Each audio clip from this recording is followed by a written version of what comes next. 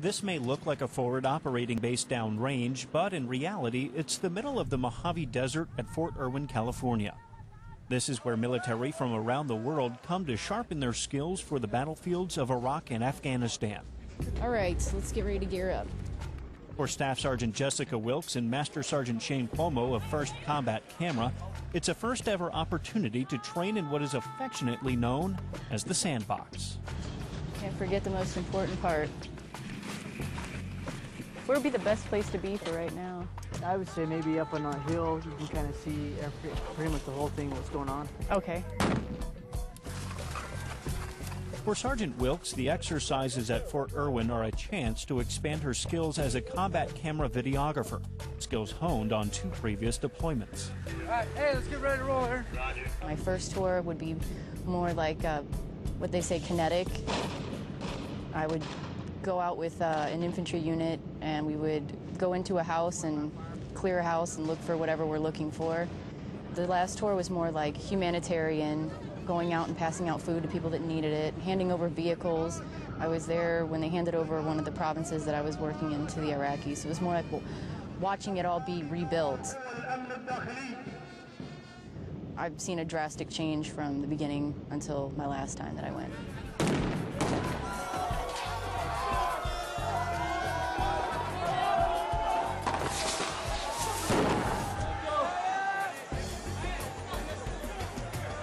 To me, it feels pretty natural to have a weapon and a camera. I would not be comfortable going out without a weapon because we're expected as well to be able to protect ourselves and, you know, the people with us if we ever need to.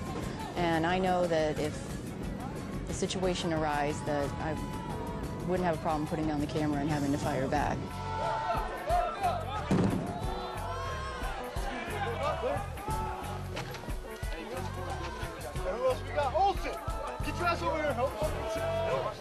The people that I've worked with in this unit and the stories I've heard and the things I've seen from them and stuff that I've gotten to do myself, it's amazing. We're full of a bunch of amazing photographers and videographers that go out and, without thinking, do this stuff all the time. They go out and they shoot amazing video and amazing photos and in the worst situations you could possibly imagine. And they come back with this great imagery. And I've never been prouder to be part of any unit than this one.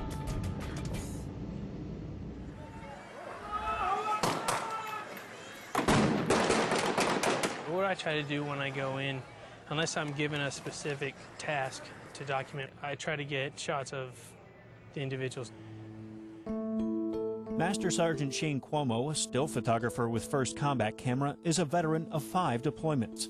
His images speak volumes as to his passion for detail, history, and mission. I just try to get shots of what they're doing that kind of shows the story or tells a story of what their mission is. So I try to cover as much as I can within reason. I mean, I couldn't just be standing up during a firefight and trying to get pictures. Sometimes I'd be ducking down and like hold my camera up just in front of somebody because if I get shot, then that's a problem that they have to deal with, and I try to be as less intrusive as possible. Having the lens in front of you it kind of desensitizes you a little bit. You're kind of focused on, I don't know, composition or exposure and that kind of thing. So for me, yeah, I don't really realize what's going on until maybe afterwards, until maybe I look at the pictures and like, oh, wow, that's what was going on. But there's a disconnect there why all that craziness is going on. And you have that camera up to your eye and you're trying to do your job. So yeah, it doesn't really bother me at all. Master Sergeant Cuomo remembers his photos with the same eye for detail as when he captured the image for the first time. That is the actual Battle of Samarra, when those guys rolled in and cordoned off part of the city. And they were getting attacked and they were returning fire. And what the funny thing about that is that the shooting had all stopped, and the commander said, hey, looks like everything's clear. If you want, you can go ahead and get out and get some shots. I say, oh, okay. So I jumped out, and I kind of took my time going around the front of I didn't go in the front of the Bradley, but I walked off to the side of the Bradley. And as I walked off to the side, nothing really went on, so I got a few shots of some Bradleys off in the distance, but with shooting with the night vision, it's not that great. So I turned to shoot our Bradley, and then all hell broke loose. There was all kinds of firing and stuff like that. So I got a few shots off, and then I kind of hit the ground and got back in the Bradley after that because I was very exposed. That is in ancient Samara. There was a patrol going through that, and I guess they used to hide weapons and things like that, so Army had to go through and patrol all that. So that guy had gone up the tower and was checking to see if there was any weapons stashed or anything like that, and then I saw him coming down, so I just waited and waited and waited until then I got the shot. That was the same, that was ancient Samara, and they were actually getting ready to mount up to go back home, and yeah, I just saw that moment. I was like, wow, that'd be a great silhouette shot. You know, I saw the sun was going down, and yeah, it was just, yeah, it was a very peaceful moment. Like, and plus, it was like towards the end of the day, the mission was over, and it had been an all-day mission, so I still had to get back and edit and all that. So I was like, so very fitting for closing. I grew up in the Air Force, and I had actually met a combat cameraman in Italy where I grew up. And I talked about maybe joining the Air Force as graphics because I really liked art. I was into drawing and stuff. And said, don't do that. You want to be a photographer. You want to go combat camera. You want to be a photographer. So I did. So I spent about 5 years at base level with, you know, I had really great supervisors and just really good mentors that really pushed me and you know, encouraged me to go to combat camera. And so that's what I always wanted to do since I came in. And so when I finally got the opportunity to come to combat camera, I jumped on it and went. I love it. It's a great job. This is my first time ever going to an Iraqi police graduation, and I didn't know that at the end they just get excited and they dance and they sing, and I didn't know any of that. So it was exciting for me to actually capture those moments when they were really excited and happy to actually be able to take care of, you know, provide security for their country. When I walked up, that's how I saw it. Once you get up the steps, the entire bottom and the entire top is mirrored. So it's really bright and it's shiny, and so people usually don't shoot that shot because the rest of it is so spectacular. So they usually go up the steps and then they start shooting. But I didn't do that. I was more intrigued by just the shapes, and then there were some security guys going up the steps. I thought, okay, this would be a good opportunity to kind of show the steps, you know. So I composed it pretty much exactly as I shot it.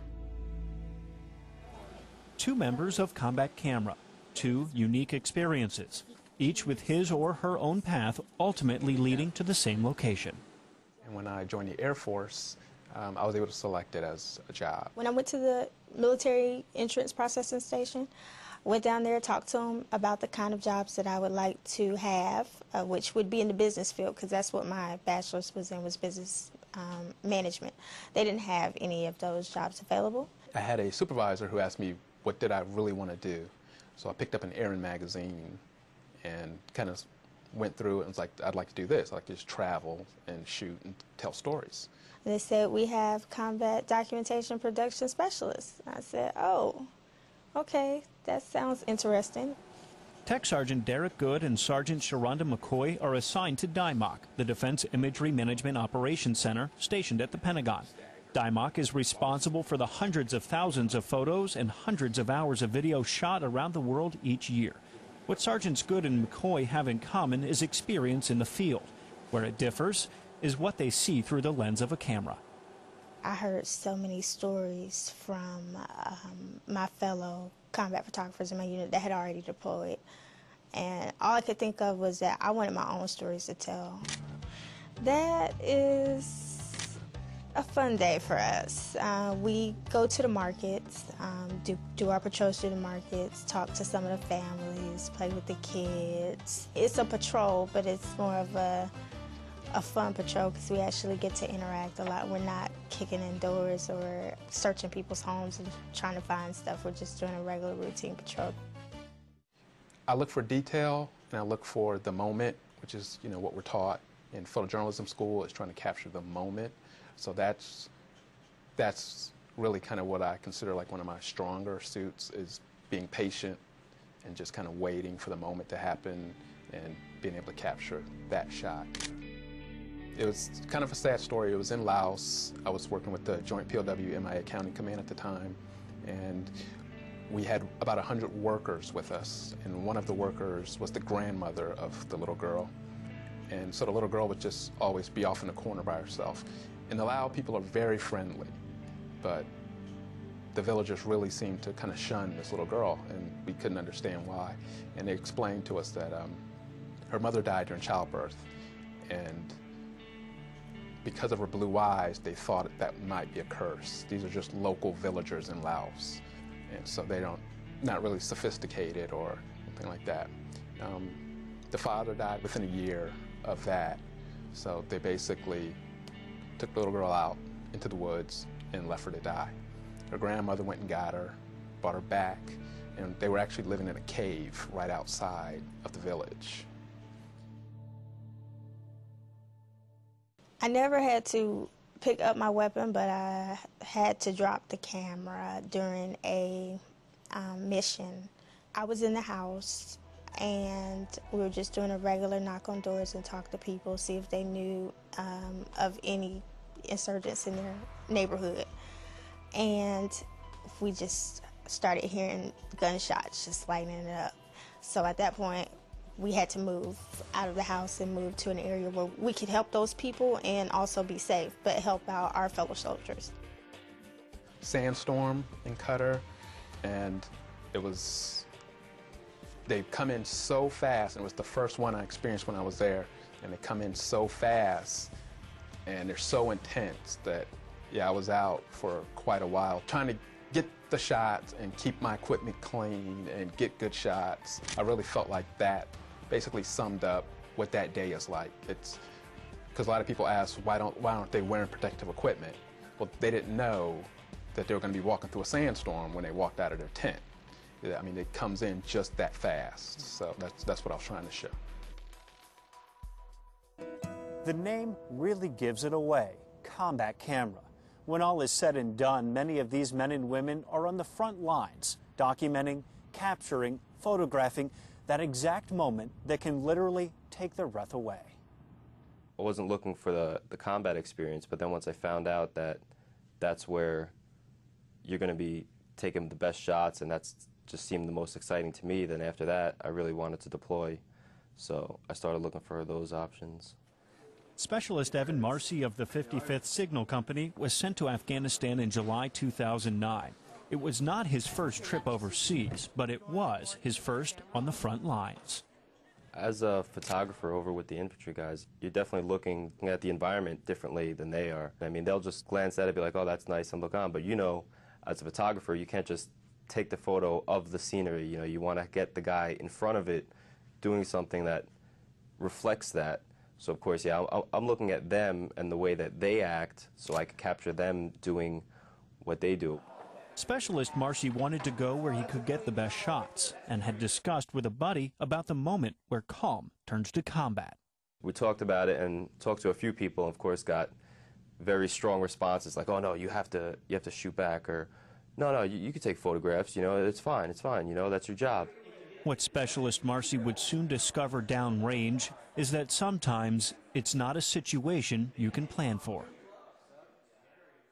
But I would say it would take 6 months to a year to really be well stabilized. Specialist Evan Marcy was on his first mission downrange in Afghanistan. When the fighting started, he dropped his camera and picked up his rifle. But the camera was, around my neck to my side the whole time. So it was accessible, and I still knew it was there. I mean, the thought did cross my mind a few times, but I was definitely concerned about using my rifle and keeping it at the ready. And after actually being shot and injured, there was a lot of thoughts, of course, running through my mind, and you know, just trying to get out of there. The camera was actually hanging from my neck off the stretcher, and I was thinking like, wow, this would be great if I just put the camera up, took a shot of the way my injury looks and these people carrying me behind it, because the sun was out right. You know, a photographer, you're always waiting for the sun to be at a certain angle, and the way that it lights everybody, and I was like, okay, wow, this is perfect. Specialist Marcy didn't get that particular shot, but 9 months after he was injured in Afghanistan, is only looking ahead. Hey, we got your boat ready, man. Since I've been back, it's been good. I was never angry at any of the situation, really. I just, knew couldn't be changed. Just got to keep driving on, figure out some way to just keep using my energy and trying to go day by day. You didn't even warm up or anything.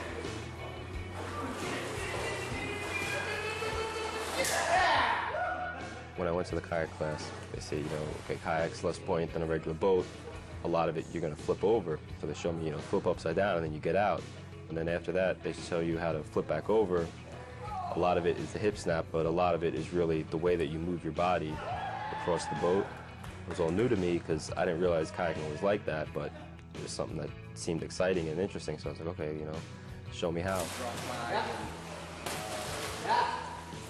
I wouldn't say I'm really competitive, whereas if I'm always trying to win, but I am competitive even with it be photography or just any other kind of sport. 5, 4, 3, 2, 1, out.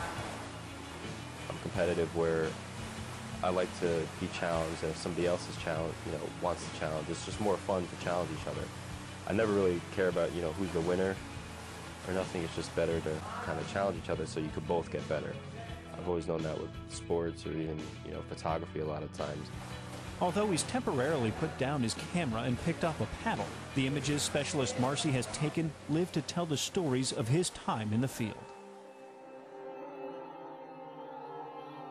That photograph is, I think it was a patrol base or either a combat outpost that I was at, and the soldiers there, they'd go out on a mission all day, and I'd go with them, and then we'd come back at night around dinner time. They'd all have stand-to, and stand-to would be all the soldiers, put on all your gear, and you'd be kind of on alert because it was the most likely the time that the enemy would attack us. So everybody had their positions around their posts where they'd be in the sort of a watchtower post on each corner. So every night I was out there with the guys. So the photograph was just of the view of what these guys were looking at all night long, just scanning the area, waiting to see if something happens.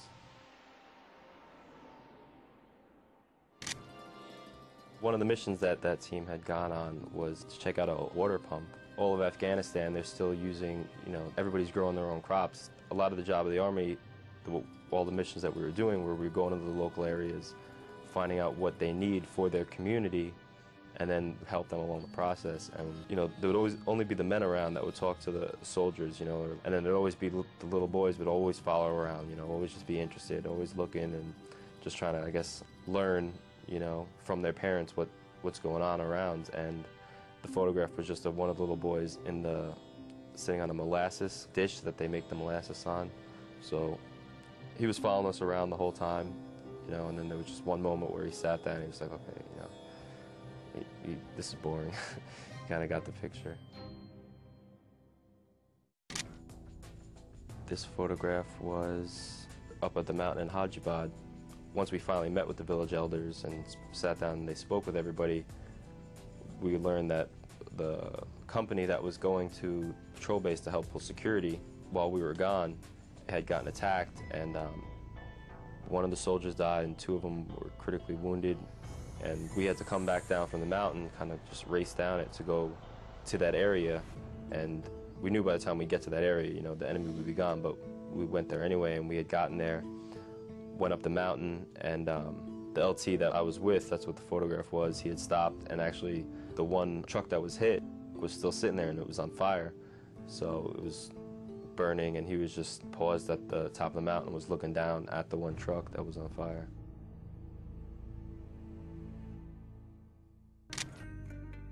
This photograph was during a key leader engagement.